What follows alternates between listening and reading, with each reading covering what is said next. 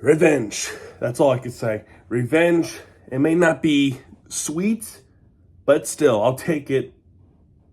I'll take it. Hey, they beat the shit out of us at home. We might as well. We might as well beat them on their home. You know, when we're on the road at Delta Center, where the Panthers actually played against the Utah Hockey Club last night, and he did the same thing. So back-to-back games where a Miami/South Florida team has won a game at Delta Center. So I guess you would call it a Utah sweep. I don't know. I'm just making stuff up. But for this game, the Heat win this game 97-92, and a little bit of a controversy there and there. Actually, a big controversy in the fourth quarter, where I almost feel like that could have been bad for the Miami Heat, only because of the fact that we had an opportunity to go for the free throws, but then the challenge happened and they determined that there was no foul or legal contact, which is bullshit. But Jaime Jaquez had a different idea. All right, so we're going to start with the Heat because they are the road team, of course. And we're going to start with Haywood Highsmith, 5 points for him with a three-pointer, one more in the paint with 2 rebounds, 2 assists on the block. Bam Adebayo, struggling as he is in the first half. Second half, much better. 15 points for him with 1 3-pointer he has made, and that was a big shot too. 6 for 13 in field goals, 2 for 4 in free throws. The free throws just continues to struggle for some players. With 7 rebounds, 3 assists, 3 steals, and 2 blocks. But a pretty darn good defensive game for Bam Adebayo. Tyler Hero continues his all-star season with 23 points for him, 4 for 10 in three-pointers, 7 for 17 in field goals, 5 for 5 in free throws with 7 rebounds as well as Bam. But with Tyler Hero, all 7 rebounds are defensive rebounds. That's huge. 5 assists, 1 steal, and a block. Terry Rozier, what has happened to Terry Rozier? Only 9 points for him. 1 3-pointer happened in the second half, but 4 for 13 in this game for Terry Rozier. Oh boy. I hope he gets better because coming down crunch time, we need all hands on deck when it comes to keeping the playoff position. He does have 3 rebounds, 1 assist, and a steal, but that's it. Jaime Jaquez in the starting role, 20 points for him. Much better game, and I think he's getting better at the right time. He has 20 points, 3 for 5 in three-pointers, 7 for 11 in field goals, so 3 for 4 in free throws. He missed 1 free throw with 7 rebounds, 7 assists, 2 steals. Not bad. And off the bench, Jovic continuing to impress with 11 points, with 2 for 7 in three-pointers, 4 for 13 in field goals, and albeit though late in the game that there were some struggles, but 1 for 2 in free throws, with 6 rebounds, 5 assists, and a block. So, not bad. And then for the Utah Jazz, of course, Lauri Markkanen, another guy that we were going to trade for, but that didn't work. He has 23 points. Here's crazy stat in this game regarding the Utah Jazz team in this game. They have scored 92 points in the game. And only 2 of those players have over 20 points. The entire team, only 2 players have scored more than 10. And then more than 20 too. And that's Lauri Markkanen, no surprise there, and Colin Sexton, also no surprise there. Both players have 23 points. Everybody else has 9 points or less. It's crazy, isn't it? It's crazy. Anyway, Markkanen with 23 points, with 6 for 15 with the 3-pointers, 8 for 24 with field goals, Kobe. 1 for 2 in free throws, with 5 rebounds, 1 assist, and a block. Walker Kessler with 9 points for him, with 4 for 5 in field goals, 1 for 2 in free throws, with a staggering 15 rebounds and 2 blocks. That's crazy. That's your center. That's the center that you want to have. Okay, a third-year player. Was it third year? I think I think it's third year. I could be wrong. 7 feet. That's the type of player that you want. That's why we have Kel'el Ware. Okay, Sexton with 23 points, like I said earlier, with 1 3-pointer for him. 9 for 18 in field goals. He is attacking the paint. 4 for 4 in free throws, so he's perfect on the line with 5 assists, 1 steal, and 1 rebound. Juzang with 5 points with the 3-pointer, 1 more in the paint with 6 rebounds, 1 steal. Isaiah Collier with 8 points with 3 for 5 in field goals, 2 for 2 in free throws with 3 rebounds, 9 assists. Those are the 2 players on the Utah Jazz. Colin Sexton and Lauri Markkanen carried the Utah Jazz on its back. This is probably partially the reason why this team is struggling, because only 2 guys are willing to play basketball for Utah. I don't know how we got our asses kicked like that on Saturday. That is unacceptable.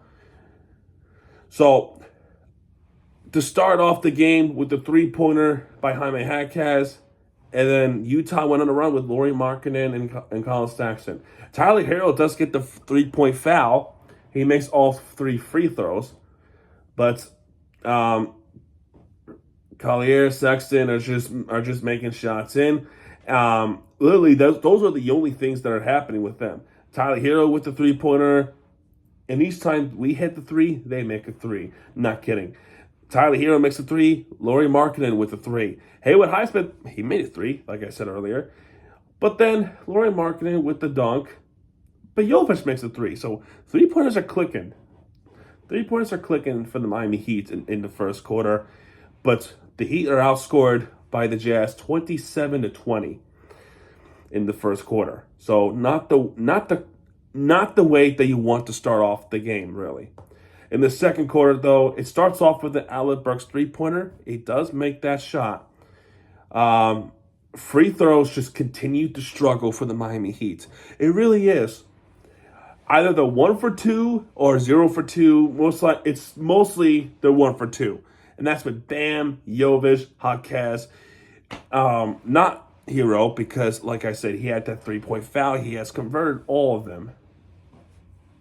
But for Utah side, they're making free throws no problem. Sexton and Markkanen, they're making free throws no problem. And, of course, Markkanen makes another 3-pointer. I mean, are we surprised by that? A pull-up jump shot from the Miami Heat. And the layup.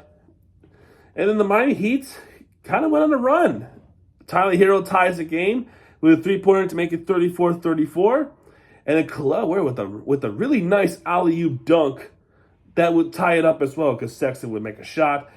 Kel'el Ware with another awesome alley-oop dunk, and he is still dunking like he means business. And I love that from a player. Driving layup from Herro. That would recapture the lead for the Heat for the first time since the beginning of the game.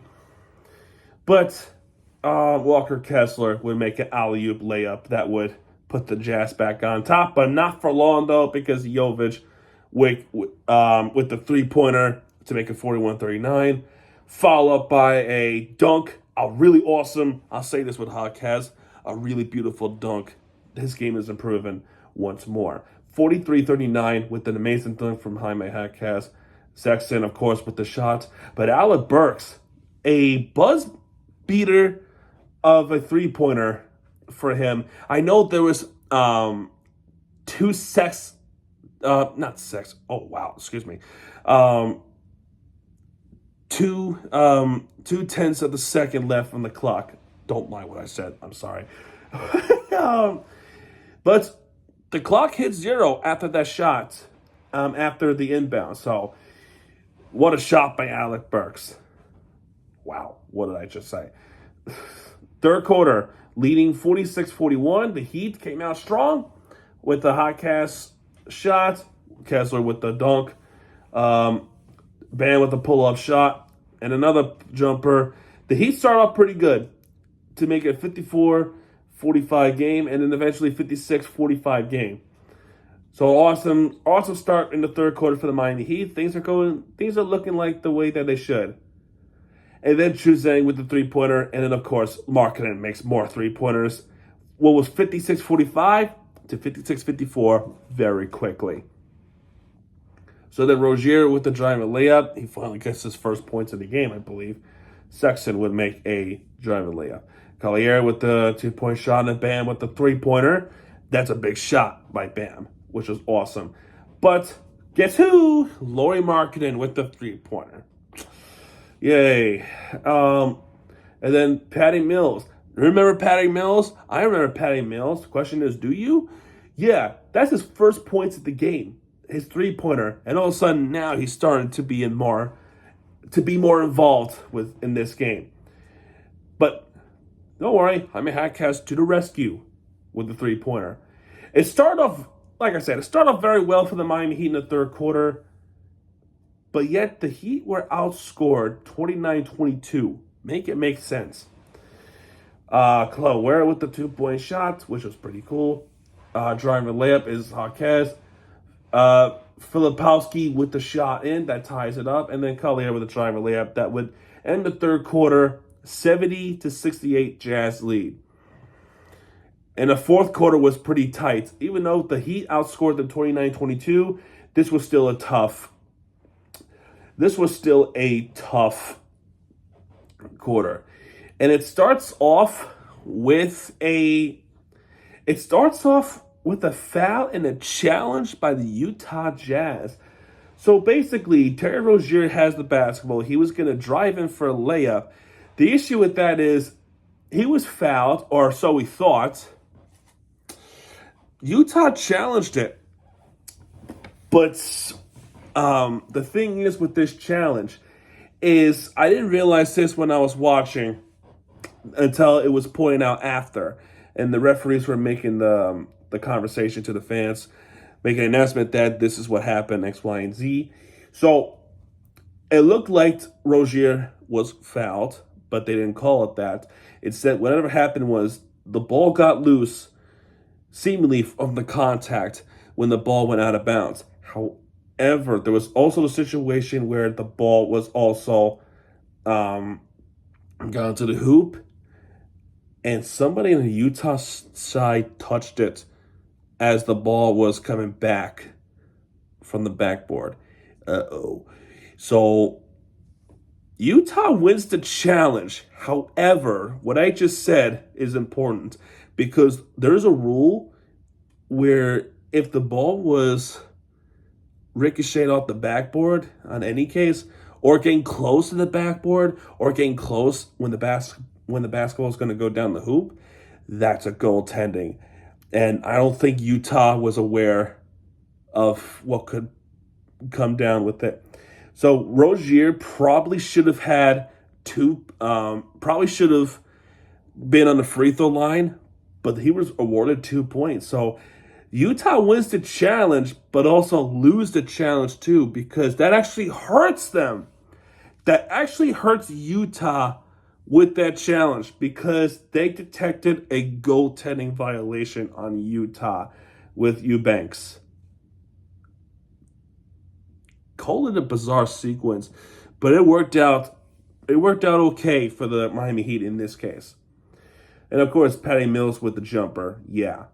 But Terry Rozier makes a huge three that will recapture the lead for the Heat, and it's followed up by a Terry Rozier with the 2-point shot miss, but Kel'el Ware with an offensive rebound, he just dunks in, and everybody was on the ground, it's just on the floor. Oops. And Eric Reed said, "Oh, it looks like bowling pins are going down." Funny comments, but either way, the Heat are up by 3 at this point. Jovic with the pull-up shot to be up by 5. Juzang with the pull-up shots, and then X, Y, and Z. And then there's this situation where I feel like as it could have gone a lot worse for the Heat. It kind of did a little bit after, but not in the way that it should have been. Patty Mills was shooting a three-pointer, and he lunged forward. This is where I got frustrated. This is where I started to get frustrated with the officiating. Patty Mills with the three-pointer, he lunges forward, and Kel'el Ware just so happens to be in that spot. Right? So Mills lunges forward from the three-pointer. He makes the three. He was fouled, which would have been a 4-point play.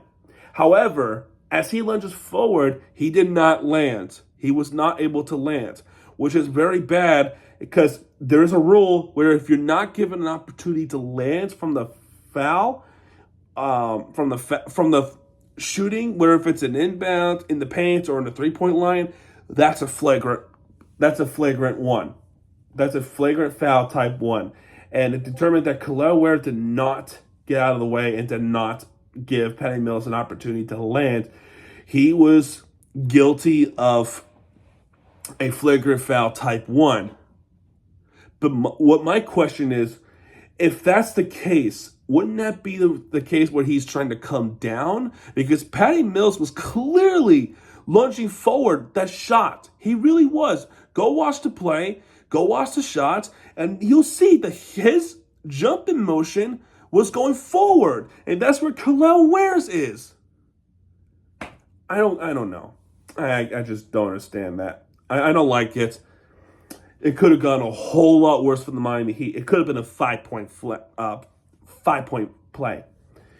And newsflash, Patty Mills did get that flagrant foul shot in, which would be 78-77. That would give the Utah Jazz the lead right back. And then the thing is, too, with the flagrant foul, as NBA fans know as well as I do, when you shot a flagrant foul, you get the ball back as well. No matter if you miss or if you make the shot. That's the rule in the NBA. So Utah does get the ball back. However, there was a bad pass and they turn it over. That's why it could have been a lot worse. We had an opportunity, but Patty Mills redeemed and stole the basketball from Jaime Jaquez. And there was that sick alley-oop dunk from Drew Eubanks. That part, I will give that to Utah, unfortunately. Tyler Hero ties up with the three-pointer. Eubanks with 2 free throws, and Tyler Hero with another huge three-pointer made, and then Rozier with a huge shot to be up by 3 again. So the Heat recaptures the lead. Free throw struggles continue. It's 1 for 2 this time for Jaquez. Sexton with the drive and layup. And then Walker Kessler, followed up by the Sexton miss, tips it in, and that's just unfortunate. Ties it up for the Jazz, but Bam now starting to get big buckets in. He makes the shot from the pull-up shot. That was an awesome shot. And it was an offensive rebound, too, from the Jovic three-pointer miss. Bam with the shot. And then there was a rebound by the Heat.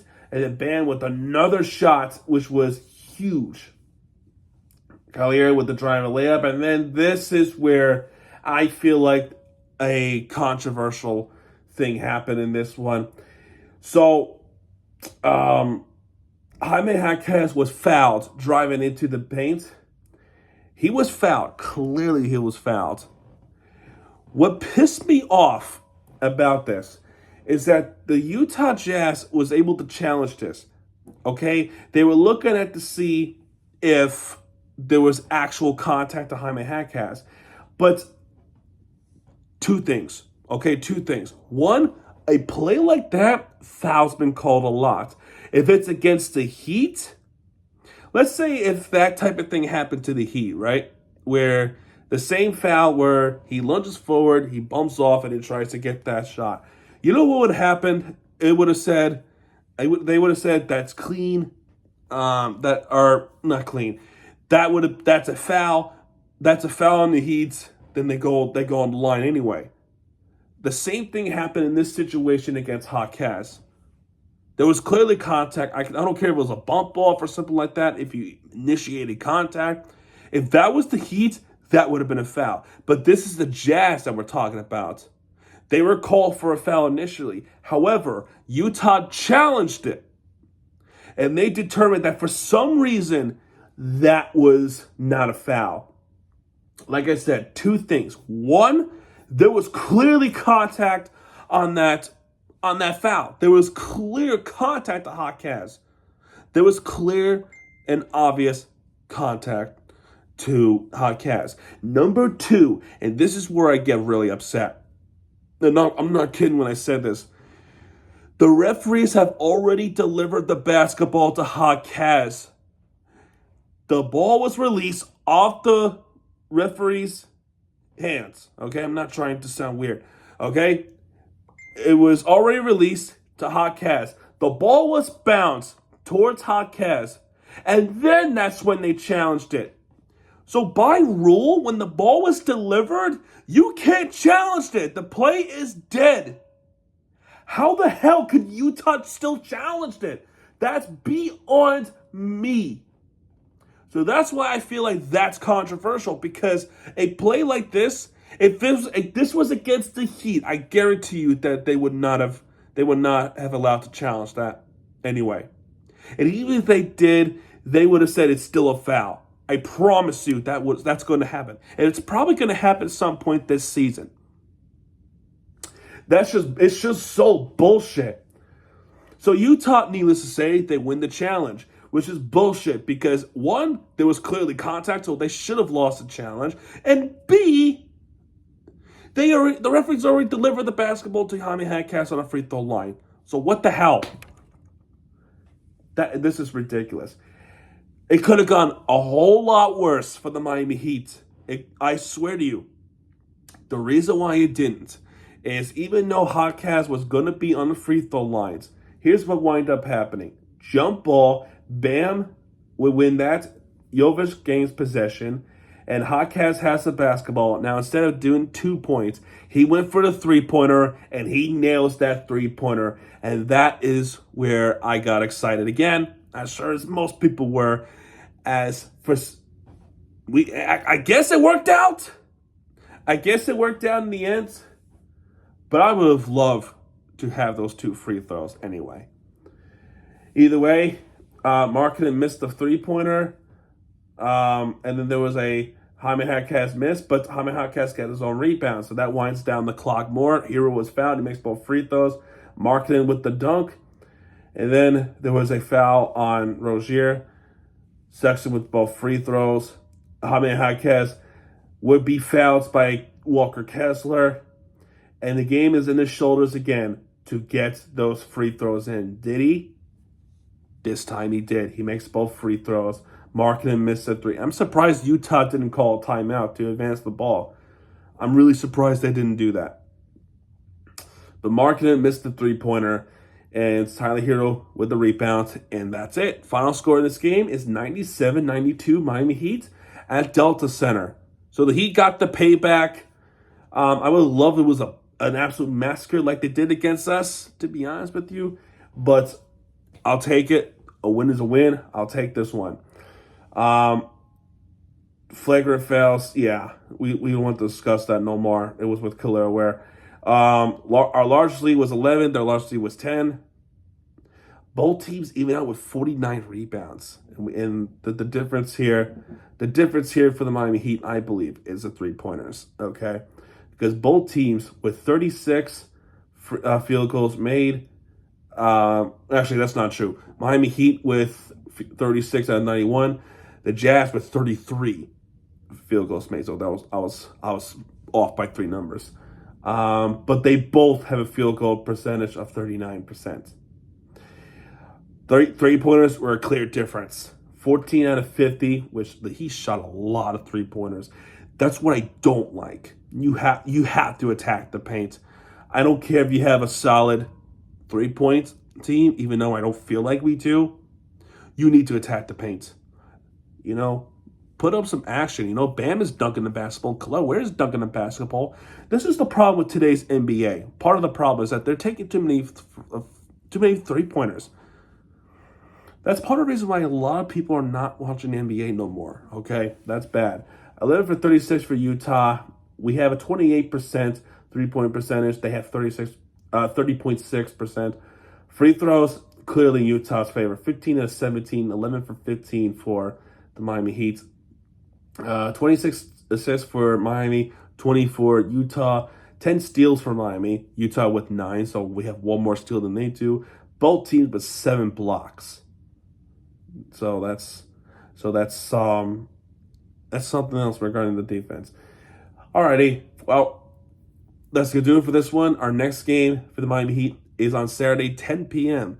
So Saturday is going to be a long day, and tomorrow, actually, we're off tomorrow, so we can finally be like, we can take a little bit of break. So we have Portland on Saturday. Panthers are playing the Bruins on 12 o'clock, so we have a long day on Saturday. I don't know what's going on Sunday. And